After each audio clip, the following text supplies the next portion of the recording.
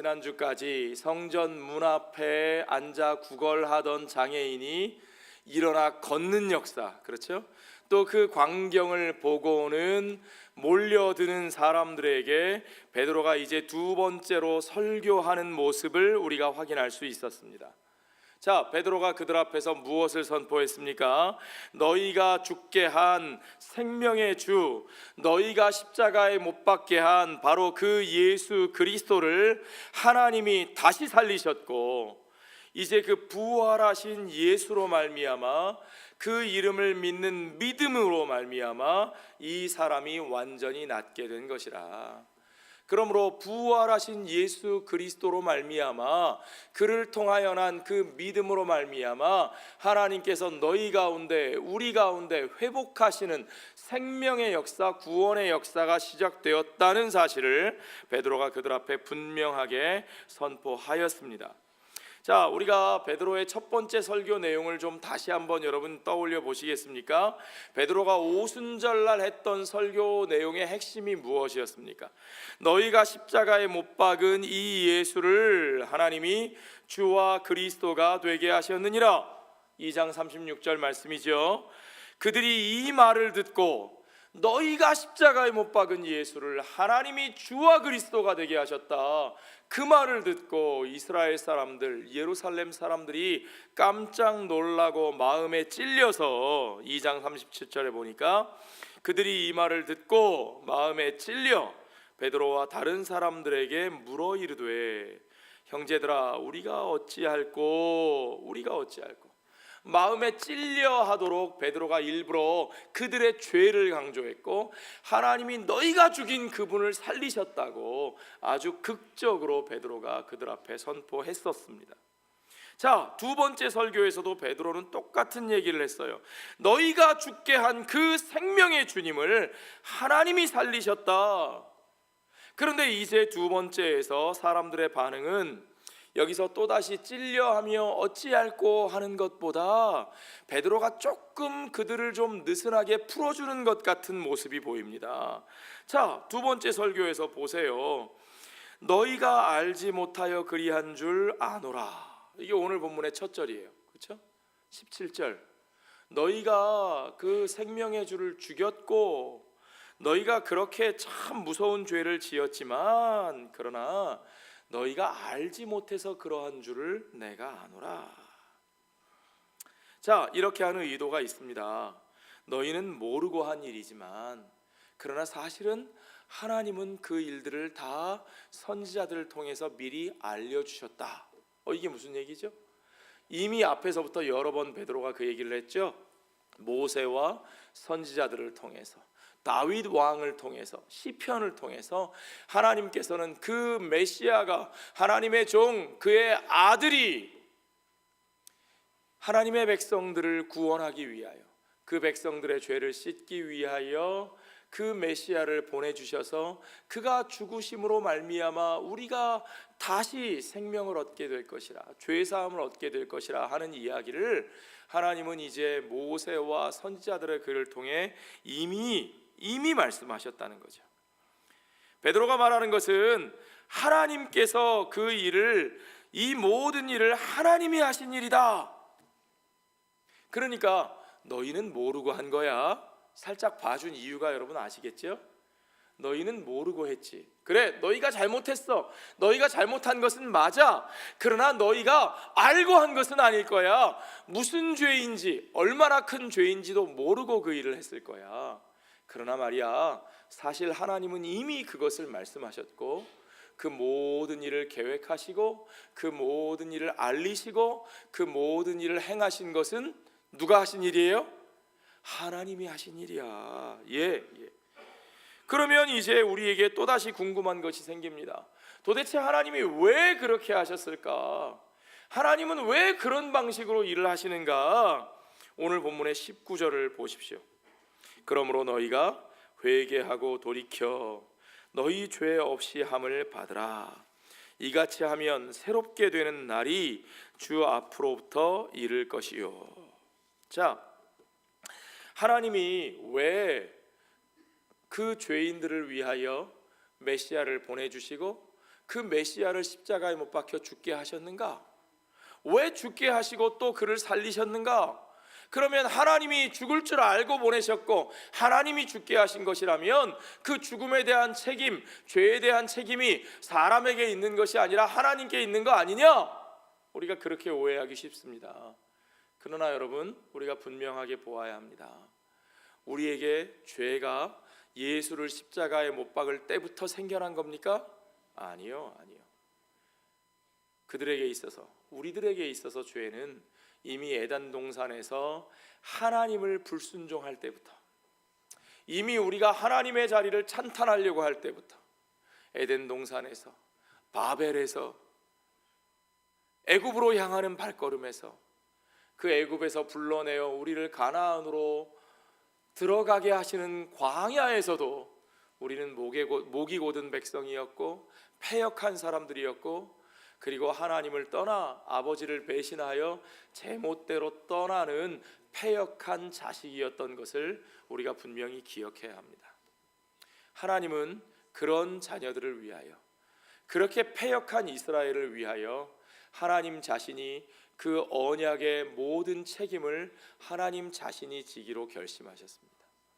하나님은 처음부터 그들을 버리기를 원하지 않으셨습니다.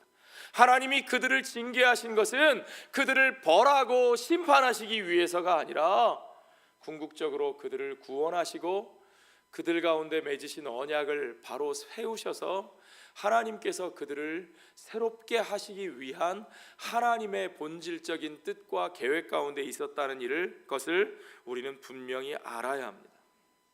하나님께서 그 언약을 신실하게 이루시기 위하여 그의 아들을 십자가에 내어주셨습니다. 그 언약에 신실하신 하나님께서 그 언약을 불순종한 그 사람들의 죄의 대가를 완전히 다 치르시고, 이제 하나님은 그 언약에 신실하신 예수 그리스도 안에서 우리에게 없는 의와 거룩하심과 신실하심을 그와 하나됨으로 말미암아 우리 가운데 덧입혀 주심으로 말미암아 그 이름을 믿는 믿음으로, 오직 예수로 말미암은 그 믿음으로 우리가 구원을 받는 백성, 의와 거룩과 신실함, 믿음을 가진 백성으로 우리가 바로 서게 하셨다는 거죠. 그것이 우리 하나님의 뜻이었습니다. 베드로는 그것을 분명하게 말합니다. 그러므로 하나님이 너희를 이와 같이 부르시는 이유가 무엇이냐? 너희가 회개하고 돌이켜 너희 죄 없이 함을 받으라. 이같이 하면 새롭게 되는 날이 주 앞으로부터 이를 것이라. 여러분, 2장에서 베드로가 처음 오순절 설교할 때도 그와 같이 말했습니다. 형제들아, 우리가 어찌할꼬 자기들이 어떻게 해야 되냐고 묻는 그 사람들 앞에서 베드로는 똑같은 이야기를 했어요. 너희가 회개하여 각각 예수 그리스도의 이름으로 무엇을 받고? 세례를 받고 죄 사함을 받으라. 그리하면 성령의 선물을 받으리라. 하나님이 그와 같이 예수 그리스도를 보내시고 그를 십자가에 죽게 하시고 그 죽음 가운데서 그를 살리신 이유는, 건져내신 이유는, 일으켜 세신 이유는 그 백성들을 돌이켜 그들의 죄를 씻고 새롭게 하시기 위함이었습니다. 그 백성들을 돌이켜 하나님께로 돌아오게 하시고 그들을 새로운 백성으로, 새로운 삶으로 회복하게 하시는 것이 하나님의 목적이었다는 말입니다. 자, 2장에서나 3장에서나 베드로가 공통적으로 하는 말이 회개하라, 돌이키라 라는 말입니다. repent, 회개라는 말은 그런 뜻이에요. turn to God, 하나님께로 우리의 방향을 돌이켜 하나님께로 돌아가는 거예요. 여러분, 회개란 건요, 내가 잘못했어, 그저 말하고 후회하고, 그저 후회하고 안타까워하고 그걸로 끝나는 게 아닙니다. 회개는요, 돌이켜 하나님께로 돌아가는 거예요. 하나님을 떠나 내 멋대로 내 마음대로 내가 주인된 삶의 길을 가다가 거기서 돌이켜 이제 다시 하나님께로 내 삶을 돌이켜 가는 겁니다. 그 돌이켜 돌아가는 삶이, 새로워지는 삶이, 그것이 바로 회개이고 그것이 바로 구원이라는 사실을 우리가 바로 알아야 돼요. 그래서 그와 같이 회개하고 돌이킨 자가 예수 그리스도의 이름으로 세례를 받습니다. 그가 그리스도와 연합하는 거예요. 세례는 그리스도와 하나 되는 겁니다. 그리스도와 하나 되어 그리스도가 십자가에 못 박혀 죽으신 것처럼 우리도 우리의 옛 자아를 십자가에 못 박아 죽고 그리스도와 함께 다시 사는 겁니다. 그것이 그리스도의 의와 거룩하심과 신실하심을 덧입는 거예요. 그것이 바로 우리가 믿음으로 구원받았다고 하는 뜻이에요. 우리에게는 의가 없고 거룩함이 없고 신실함이 없으나 오직 그리스도와 합하여 그리스도와 연합하여 그리스도의 이름으로 세례를 받고 오직 그리스도께 있는 그의 의와 그의 거룩하심과 그의 신실하심을 덧입어 우리가 그로 말미암아 죄 사하심을 받는 겁니다. 우리의 의로 받는 게 아니죠. 그분의 의로 그분으로 말미암은 믿음으로 우리가 죄 사하심을 받고, 죄 사함을 받은 우리는 어떻게 됩니까? 성령을 선물로 받으리라. 그렇죠? 죄 사함을 받은 우리는 이제 우리가 죄 사함을 받았으니까 이제는 그냥 아무렇게나 살아도 천국 가는 거구나. 아니요. 죄 사함을 받은 그들에게는 이제 하나님의 영이신, 거룩하신 하나님의 영이신 성령이 그들 가운데 선물로 주어져서 이제 그 성령을 선물로 받아, 성령의 선물을 받아 이제 성령과 더불어 사는 삶이 시작되는 겁니다. 여러분, 그게 중요한 거예요. 구원은 그렇게 우리를 돌이켜 하나님의 백성으로 회복되게 하시고 우리가 새롭게 되어 새로운 삶을 그리스도와 연합하여 성령과 더불어 살게 하시는 겁니다. 그 삶의 과정들이 소중합니다. 그 삶으로 하나님께서 우리를 부르신 것이, 그것이 바로 구원받은 백성의 삶입니다. 그것이 구원의 본질입니다. 물론 구원의 역사는 종말론적입니다. 물론 구원의 역사는 우리들만 그렇게 살게 하시는 것이 아니라 온 우주를 향한 하나님의 창조의 궁극적인 완성을 뜻하는 것입니다. 하나님께서는 예수 그리스도를 다시 보내주실 것입니다. 아멘. 그 마지막 우주적인 완성이 이루어질 겁니다. 하나님께서 예정하신 그대로 만물의 주인으로 다시 오실 그리스도를 통하여 온 우주 만물을 완전히 회복하신다고 말씀하셨습니다. 아멘. 오늘 본문의 21절에 그 얘기가 다시 나옵니다. 하나님이 영원 전부터 거룩한 선지자들의 입을 통하여 말씀하신 바 만물을 어떻게 하실 때까지? 회복하실 때까지는, 그러니까 만물을 회복하신다는 거예요, 안 하신다는 거예요? 회복하신다는 거죠. 자, 그때까지는 하늘이 마땅히 그를 받아들이라. 그가 누굽니까? 예수 그리스도죠. 만물을 회복하실 때까지, 만물 가운데 그리스도의 주권을 완성하실 때까지 하늘이 마땅히 그리스도 예수, 부활하신 주님을 받아들이라.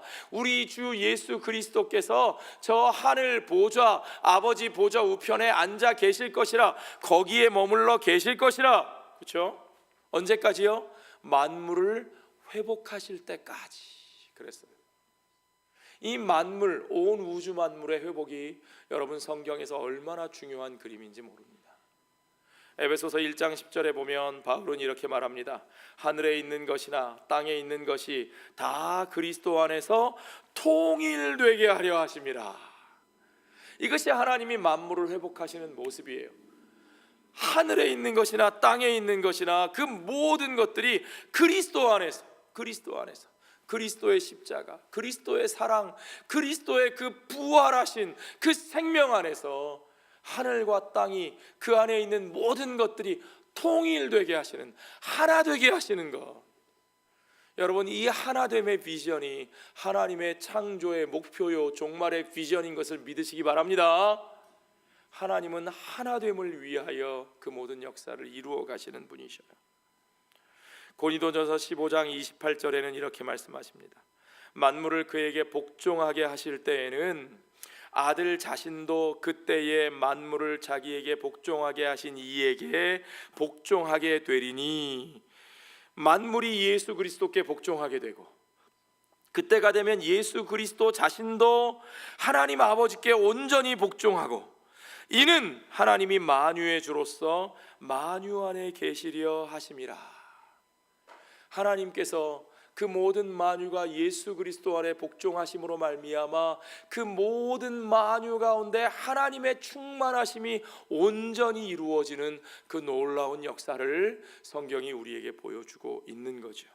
그때까지 그리스도는 어디에 계신다고요? 저 하늘 하나님 아버지 보좌 우편에 거기에 머물러 계신다 그랬어요.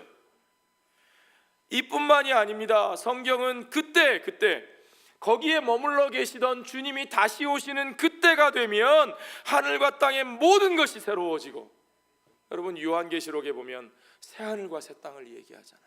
그렇죠? 하늘과 땅의 모든 것이 새로워지고 그야말로 새하늘과 새 땅이 열려서 온 우주가 그 새 창조의 영광 가운데 하나가 되어서 온전히 회복된 하나님 나라의 삶을 누리게 되는 겁니다. 그것이 우리가 바라보는 비전이에요. 여러분, 이 세상이 없어지고 우리가 어디에 다른 데로 가는 것만이 비전이 아니고요, 이 세상을 주님께서 그렇게 온전히 회복하시고 이 세상의 모든 주님의 피조물들을 하나 되게 하시고 그 속에서 온전히 그들 가운데 하나님의 영광이 드러나게 하시는 거예요. 그것이 예수님 다시 오실 때 이루어질 것이고, 그것을 이미 모세가 말했고, 그것을 이미 선지자들이 말했고, 그것을 이미 다윗이 시편을 통해서 말하였고, 그 성경이 말한 바로 그대로, 그 모습 그대로, 그 그림 그대로 하나님이 그의 아들 메시아 예수를 통해서 그 모든 것들을 이루어 주신다고 말씀하고 있습니다. 그 얘기가 22절에도 나와요. 모세가 말하되 주 하나님이 너희를 위하여 너희 형제 가운데서 나 같은 선지자 하나를 세울 것이니. 나 같은 선지자, 누구 같은 선지자요? 모세 같은 선지자. 그렇죠? 모세가 바로 자기 같은 그 선지자, 누구죠? 예수님. 그 예수님을 만났어요? 못 만났어요? 만났죠. 변화산에서 예수님 변화되실 때 누구 만났어요? 모세를 만나시고 엘리야를 만나시고, 그렇죠? 그곳에서 그들이 예수님이 별세하실 것, 돌아가실 것에 대해서 말씀하셨다, 얘기를 나눴다는 사실을 우리가 압니다. 나 같은 선지자 하나를 세울 것이니 너희가 무엇이든지 그의 모든 말을 들을 것이라. 24절에는 또 이렇게 말하죠. 또한 사무엘 때부터 이어 말한 모든 선지자로, 모세뿐만이 아닙니다. 사무엘 때부터 계속해서 말한 모든 선지자도 이때를 가리켜 말하였느니라. 바로 예수 그리스도께서 다시 오셔서 온 천지 만물을 회복하시는 바로 그때를 가리켜 말하였느니라. 그러나 여러분 잘 보십시오. 바울은 여기서 주님이 다시 오실 그때 이루어질 구원만을 말하고 있는 것이 아닙니다. 그때 완성될 우주적인 구원만을 말하고 있는 게 아닙니다. 그 전에 주님 다시 오시기 전에 하나님이 예정하신 그 모든 회복의 역사가 다 이루어지기 전에 이 땅에서, 그렇죠? 예수님이 죽으시고 부활하셔서 이미 이 땅에 죄와 사망의 권세를 이기시고 부활의 첫 열매가 되셨다. 그래서 그의 구원을 온전히 선포하셨다. already 그가 승리하셨고 already 그가 구원을 이루셨다. 그것을 무엇으로 알 수 있느냐? 그의 부활하심을 통해서 확인할 수 있다. already. 그러나 but not yet, 아직 그가 저 보좌에 머물러 계시는, 하늘에 머물러 계시는 동안에 온 세상이 아직 완전히 회복되지 않았다. 그 구속의 역사가 완성되지 않았다. not yet. 그러나 아직 그가 오시기 전까지 이 already와 not yet 사이에서 우리를 불러 하나님께서 하시는 일이 있다는 거예요. 그게 중요한 거예요. 아직 그가 오시기 전에 이 땅에서 우리를 불러 하나님이 하시는 일이 있다는 거예요. 이 땅에 세례받은 주의 백성들을 통해서 먼저 부르신 자들을 통해서 이루고자 하시는 일이 이 땅에서 있다는 겁니다. 그게 뭔지를 보셔야 돼요, 여러분. 19절에서 한번 보십시오. 그러므로 너희가 회개하고 돌이켜 너희 죄 없이 함을 받으라. 이같이 하면 새롭게 되는 날이 주 앞으로부터 이를 것이요. 또 그 다음에, 그렇죠?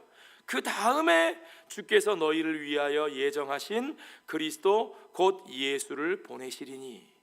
그러니까 하나님의 예정하신 대로 예수 그리스도가 다시 오시는 것이 먼저예요? 아니면 그 전에 회개하고 돌이켜 우리의 죄 없이 함을 받고 그러한 우리들을 새롭게 하시는 그날, 우리가 새롭게 되는 그날이 주님 앞으로부터 이르는 것이 먼저예요. 뭐가 먼저예요? 우리가 새롭게 되는 게 먼저예요? 예수님 다시 재림하셔서 온 우주의 구원을 완성하시는 게 먼저예요? 예. 정확하게 그래요. 우리가 새롭게 되는 게 먼저예요. already와 not yet 사이에서 주님 다시 오시기 전에 하나님은 먼저 주님을 우리에게 보내사 부활하신 주님으로 말미암아 이 땅 가운데서 우리를 불러 회개하게 하시고 돌이키게 하시고 죄 사함을 받게 하셔서 이 땅에서 우리가 새롭게 되어 주님으로부터 새롭게 되는 날을 받아 이 땅에서 새로운 삶을 우리에게 살게 하셨다는 거예요. 주님 다시 오시기 전에 먼저 우리는 이 땅에서 새롭게 되는 삶을 살게 하셨다. 누가요? 하나님께서 그렇게 하셨다는 거예요. 그러니까 우리에게 있어서 중요한 건 뭐냐? 주님 다시 오실 그날까지 아무것도 안 하고 기다리는 게 아니에요. 아이, 주님 다시 오시면 모든 게 다 잘 되겠지 하고 그냥 손 놓고 있는 게 아니에요. 주님 부활하시고 승천하시고 우리에게 부활의 승리를 주신 그날부터 주님 다시 오셔서 모든 구속을 완성하실 때까지 그 사이에 이 땅에서의 삶 속에서 하나님은 우리를 새롭게 하시고 회개하고 돌이켜 세례받고 죄사함 받고 뿐만 아니라 우리를 이 땅에서 새롭게 하셔서 주님의 뜻대로 사용하시기 원하시는 주님의 사명과 목적이 있는 것을 여러분 믿으시기 바랍니다. 그날을 우리에게 말씀하셨어요. 새롭게 되는 날, The time of refreshing. 예전 우리가 보던 개역 한글판에는 유쾌하게 되는 날이라고 번역돼 있었는데 Time of refreshing, 새롭게 되는 날이라고 개정을 했어요. 그날이 이 땅에서 우리에게 주어져 있습니다. 우리는 이 땅에서 새롭게 살아야 돼요. 주님 오시는 그날에 새롭게 될 것은 맞는데, 완성될 것은 맞는데, 그럼에도 불구하고 이미 이 땅에서 우리가 주님과 함께 새로운 삶을 살아야 된다는 사실을 분명하게 확인할 수 있습니다. 그리고 예정대로 그리스도를 다시 보내주신다 그랬어요. 오늘 본문의 25절을 보십시오. 주님이 무엇을 위해 이 일을 하시는지 우리가 알 수 있습니다. 너희는 선지자들의 자손이요 또 하나님이 너희 조상과 더불어 세우신 언약의 자손이라. 아브라함에게 이르시기를 땅 위의 모든 족속이 너의 씨로 말미암아 복을 받으리라. 이 본문을 우리가 잘 읽어야 됩니다. 너희는 누구예요? 이 말씀을 듣고 있는 이스라엘 사람들이죠. 예루살렘 사람들입니다. 너희는 선지자들의 자손이다. 언약의 자손이다. 그렇죠? 그런데 그 언약의 내용이 무엇이냐? 하나님이 아브라함과 약속하시기를 땅 위의 모든 족속이 너의 씨로 말미암아 복을 받으리라. 그렇게 말씀하셨다. 그게 하나님이 아브라함과 맺으신 언약이다. 근데 여기서 너의 씨는 누구예요? 그럼 너의 씨, 너희가 선지자들의 자손이고 너희가 언약의 자손이라. 이스라엘 백성들, 하나님의 백성들이라고 말했는데, 그럼 아브라함의 약속대로 너의 씨로 말미암아 구원받을 것이다. 이상한 것은 여기서 너의 씨는 복수로 되어 있지 않고 플루럴로 되어 있지 않고 싱귤러, 단수로 되어 있다는 거예요. 왜 그럴까? 우리는 그 의미를 갈라디아서에서 확인할 수 있습니다.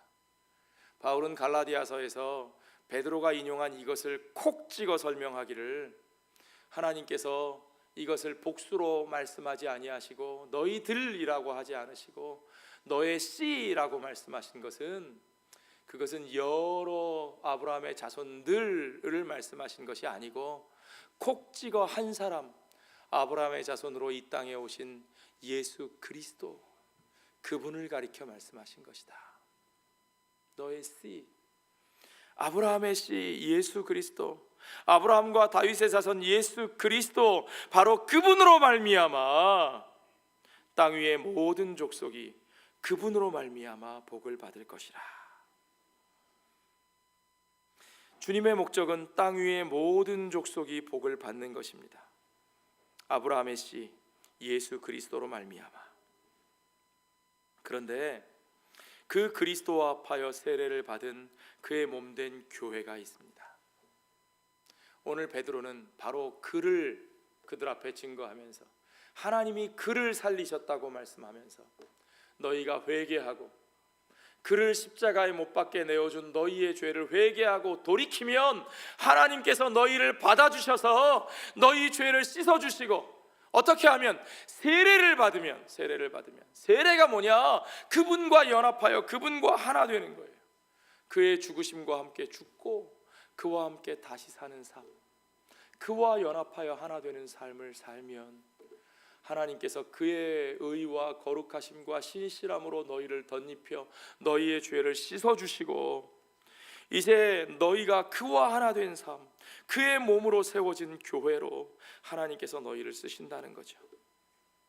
바로 그 언약의 자손들, 그 언약의 약속한 자손 아브라함의 씨 예수 그리스도와 그 언약의 자손들이 하나가 되어 참 이스라엘이신 그분과 온 이스라엘 자손들이 하나가 되어, 이제 그들이 그렇게 하나가 되어 하나님께서 그를 이 땅에 보내신 목적, 땅 위의 모든 족속들이 그로 말미암아 생명을 얻고 그로 말미암아 복을 받게 하시는 그 하나님의 근원적인 목적을 그를 통하여, 또한 그와 하나 된 그들을 통하여 이루게 하시는 것을 여러분 믿으시기 바랍니다. 그것이 하나님의 의도입니다. 그것이 그 종과 그들을 향한 하나님의 가장 중요한 의도입니다. 오늘 본문의 26절을 보십시오. 하나님이 그 종을 세워 복 주시려고 너희에게 먼저 보내사 너희로 하여금 돌이켜 각각 그 악함을 버리게 하셨느니라. 하나님께서 그 종을 너희에게 먼저 보내셨다. 하나님께서 이스라엘 백성에게 예수 그리스도를 먼저 보내셨다. 하나님께서 오늘 세례받은 교회로 세우심을 받은 저와 여러분에게 그분을 먼저 보내셨다. 왜요? 그분을 통해서 땅 위의 모든 족속들을 복을 받게 하시는 그 놀라운 구원의 역사를 그분을 통해서, 또한 그분과 하나 되어 그분의 이름으로 세례를 받고 그와 합하여 죄 씻음을 받고 그 악을 제하여 버리고 날마다 새롭게 되어짐으로 말미암아 이 땅 가운데 그의 몸으로 세워짐을 받은 저와 여러분을 통해서, 우리들을 통해서 그들이 땅 위의 모든 족속들이 복을 받게 하시는 하나님의 그 역사가 이루어지게 하시는 것을 여러분 믿으시기 바랍니다. 여러분, 오늘은 참 기쁘고 감사한 날입니다. 오늘은 우리가 새롭게 되는 날입니다. 오늘은 우리 교회가 세례식을 거행하는 날입니다. 오늘 우리 가운데 어려서부터 이 교회에서 자란 우리 한 학생이, 청소년이 그리스도의 이름으로 세례를 받아 새롭게 태어나는 날입니다. 여러분, 그리스도와 연합하여 세례를 받는 날, 그리스도와 함께 죽고 그리스도와 함께 다시 사는 날입니다.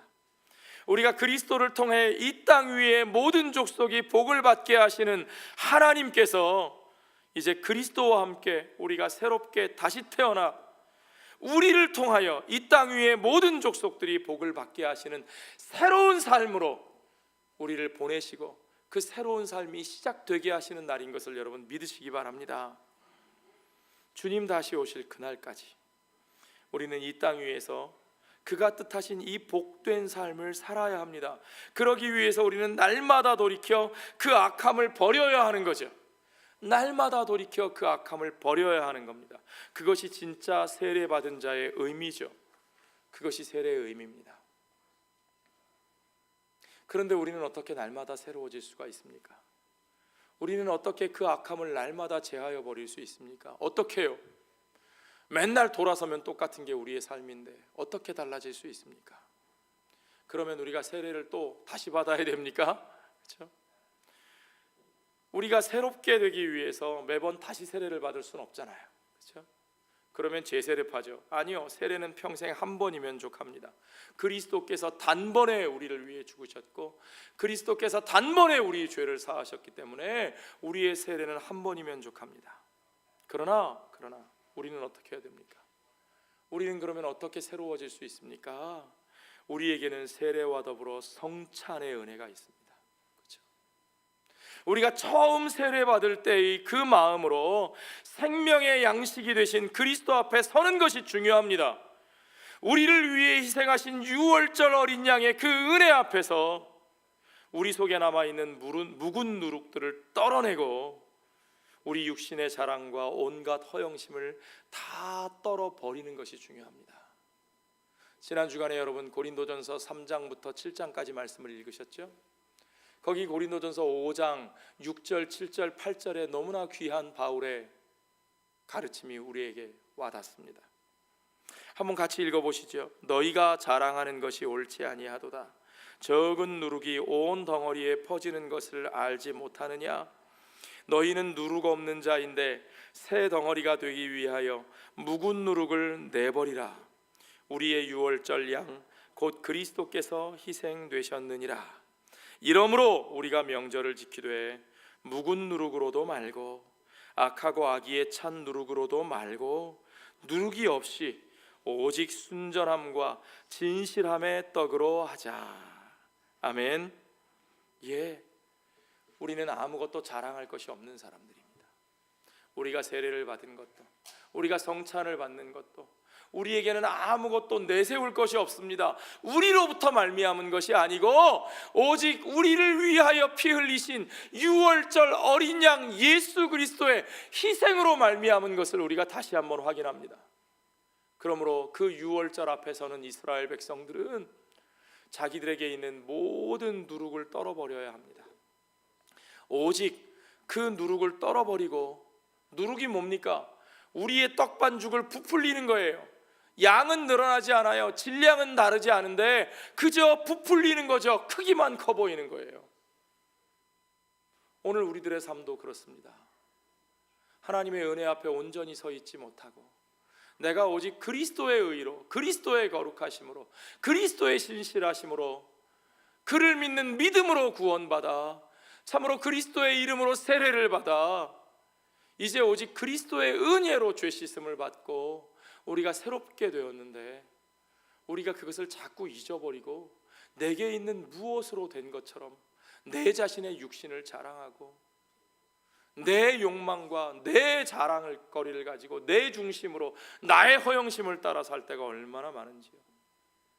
그리스도를 높여야 하는 우리가 나를 높이고 그리스도처럼 저들을 섬겨야 하는 우리가, 희생해야 하는 우리가 희생하지 못하고 섬기지 못하고 그들을 내 욕심대로 이용하려고 하는, 배제하고 몰아내려고 하는 생각들이 듭니다. 그럴 때마다 우리는 새롭게 세례를 받을 수는 없지만 우리를 위해 희생하신 어린 양 예수 그리스도 앞에 서야 합니다. 그분이 우리에게 명령하신 누룩 없는 떡을 받아야 합니다. 이 누룩 없는 떡이라는 건 비유죠. 오직 우리의 모든 영적 교만을 내려놓고 그리스도의 은혜 앞에 모든 것을 내려놓고 다시 서는 겁니다. 오직 주 앞에서 순절함과 진실함의 떡을 받아 먹으면서 그리스도와 함께 죽고 그리스도와 함께 다시 사는 그리스도의 몸으로 사는 저와 여러분 되시기를 주의 이름으로 축원합니다. 그럴 때 우리는 바울처럼 고백할 수 있습니다. 내 삶은 나의 것이 아니다. 너희는 너희의 것이 아니라 값으로 산 것이 되었으니 오직 너희 몸으로 그리스도께 영광을 돌리라. 나의 삶은 나의 것이 아닙니다.